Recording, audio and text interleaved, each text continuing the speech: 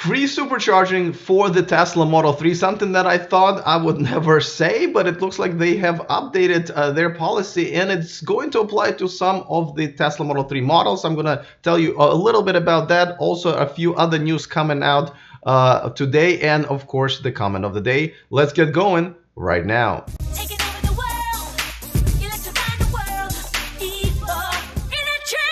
Thank you to those of you who are watching me live on Patreon. And of course, if this is your first time here, please consider subscribing, because if you want to stay up to date on everything that's going on in the world of electric cars, this is the right place, and that way you won't miss anything moving forward. All right, let's talk about this. Now, as you know, originally there was absolutely no free supercharging for the Model 3. Even for the Model S, it used to be free supercharging for pretty much the rest of the life of the car. Then they've updated it, I believe, in 2016, where you can only have the free supercharging as the first owner, but once you sell the car into the second hand, that program ends. Well, in a surprising move, I would have to say, Tesla extended. Well, that wasn't a surprising part. Tesla extended its referral program. It was expiring on the 31st last night. They extended it all the way to September 16th. They kind of kept everything the same except for this one part, right? Now you can use the referral code, which, by the way, in the description of this every video that I make, I just don't make a big deal out of it. But it's you can now apply that free supercharging option for if you buy a Model 3 performance package, just a performance package, but you're going to get the free supercharging for the rest of your ownership. And if you already got a performance package in your car before this came out on your Model 3, that's just going to apply to you automatically. So I thought that was actually pretty good of Tesla to do it retroactively, but also fair. Now here's the thing. After September 16th, that program is going to change completely in terms of for Model S, Model X, and the Model 3. After that, you will get the free supercharging for all Model S, Model X, and the Performance Model 3, but that will only last for the first year. Now I have to say, obviously they have to kind of start winding down this whole free supercharging thing. I bet it's going to cost them a lot, continues to cost them a lot. At the same time, they need to expand and build more superchargers. So, you know, that's a double whammy for them. But secondly, I have to say I'm a little surprised because I did not think they needed any help, you know, selling Model 3s. And it looks like they might. And obviously they want to sell the performance package. It's one of the best profit margins they have, and it's understandable. But I, you know, with 420,000 people still on the reservation list, I'm surprised they kind of started it now. Is this because they're seeing some issue coming up? Is this because they don't think they might, you know, or they think there might be an issue reaching profitability and this in the next quarter? I don't know, but it's definitely surprising. And as a Tesla owner, I'm definitely a little bit, once again, concerned because, you know, the superchargers are starting to free up, right? I haven't seen the line in the supercharger. You know, most of the time I don't anymore. But now with Model 3s coming in, obviously we were kind of bracing for lines again. And now that, you know, some of them will be able to charge for free, and obviously we'll probably use more, then, you know, I hope we don't get back to where it was really, you know, it took a very long time to charge at the superchargers because you had to also wait in line. Thus, the fact that I got my new Volt. I haven't even driven it. You guys should be asking for a review. To be honest with you, I just moved here in Sacramento. I've been unpacking. I've been just taking care of some stuff. I got laid off on Monday from my main job, so I'm dealing with that. So I haven't driven this car at all. I will very soon though. But anyway, so, okay, more news. Before that, of course, let me remind you that this show and this channel is sponsored by Evanex, the aftermarket accessories for Tesla. There is a discount code in the description of this video so you can save yourselves a few bucks when you shop there. All right. You know, something interesting that Elon tweeted yesterday also. So as you know, Tesla added a camper mode, if you will. It's been a while now. I think it's been even maybe last year, but it's basically when you're just kind of want to chill in your car or when you're camping and you want to keep the air conditioning on. And so they added that option so that the air conditioning doesn't die after like 5 or 10 minutes like it used to. And they put that feature in the air conditioning part of the UI, which actually took me a while to find one. Once I actually needed one, I just wanted to take a nap in a car and not die of like heat stroke. But now apparently more and more people were wanting more. And I guess I'm not even sure why they didn't think of all of this. But here's a tweet from Elon. I guess it's going to be a party and camper mode. And so I guess they're gonna, besides air conditioning, they're also gonna keep the lights and the entertainment system and some of the other like I think the little outlets to charge your phone. So they're just adding it now. Great. First of all, great. It's always good to, this car gets better, with every week and every month because of the over-the-air updates. But at the same time, I'm surprised they haven't really thought about it. And I hope there's a separate part of the interface, maybe in settings, maybe in controls, where all of that stuff can be found. Because just like I said, right now, I was kind of hidden and I had hard time, trouble finding it. And I'm sure if I did, then a lot of other people might have as well. So hopefully they find their own section for that.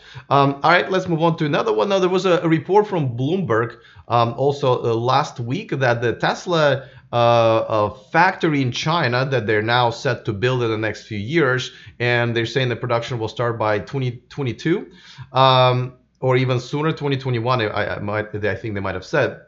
The report was, and the report was from kind of vague sources, but they're saying that it's going to cost $5 billion. Things should have.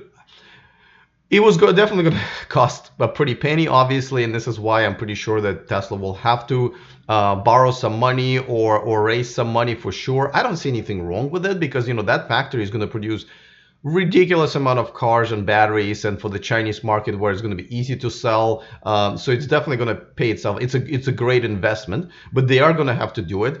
$5 billion is a little surprising, I have to say, because can assume China is very cheap in terms of real estate and the workforce and suppliers and stuff like that. So a little bit on the higher end from what I thought, but again, this is kind of a vague source that was reporting it.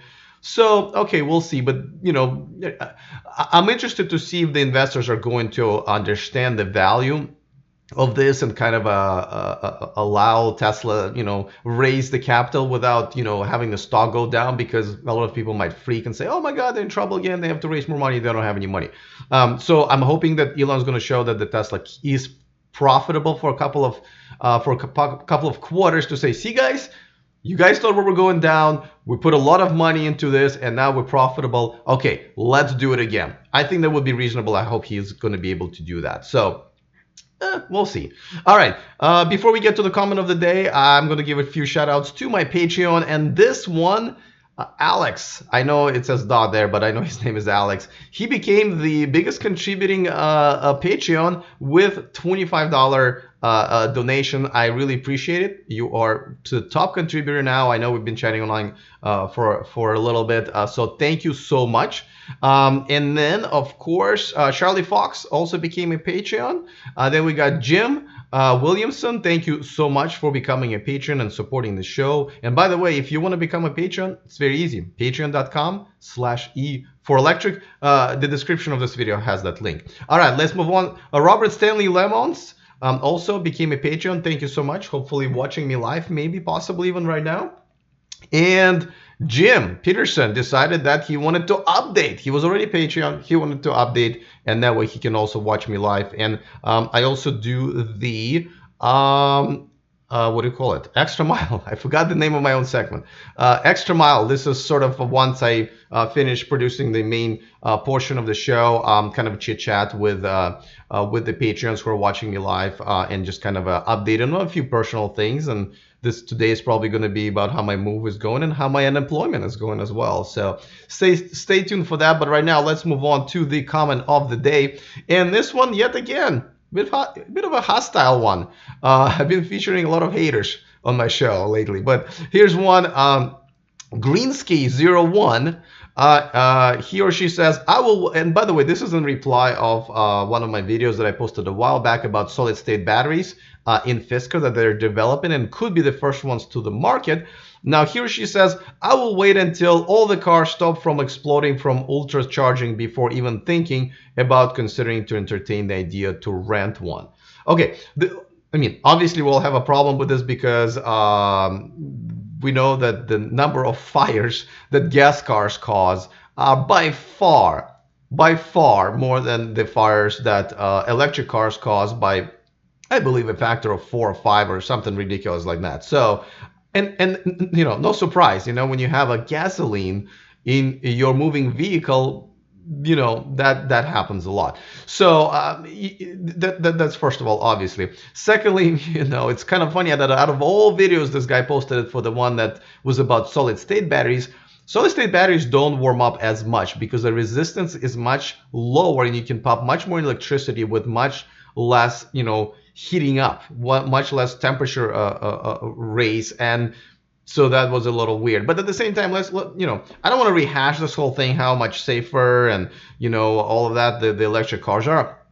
And I know a lot of us and a lot of you guys probably going to say, well, we got to blame it on the media who's trying to, destroy Tesla and so forth. And granted, there are quite a few articles and publications and reporters who have been consistently reporting not the whole truth and therefore trying to damage the reputation of Tesla and not bringing up all the facts.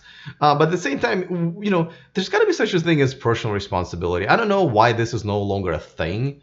When I was growing up, when I was a little boy, that was a thing. Everybody had to be responsible for themselves. So when this person sees a report and about the car fires or the electric car fires, and I understand, I already admitted that because this is a new technology, I don't mind this being scrutinized a little bit more than a older technology that I wouldn't say proven itself, but at least we know what the outcomes are and what the dangers are and so forth, which is a lot, by the way, for oil for the gas cars.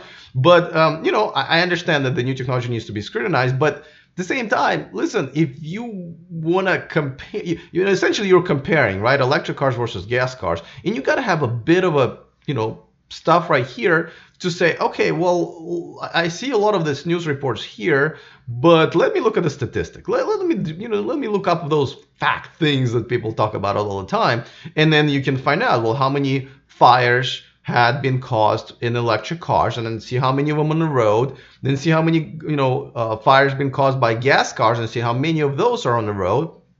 And therefore, you'll be able to see the percentage, right? And see how many cars per, let's say, 1,000 cars on the road caught on fire, gas versus electric.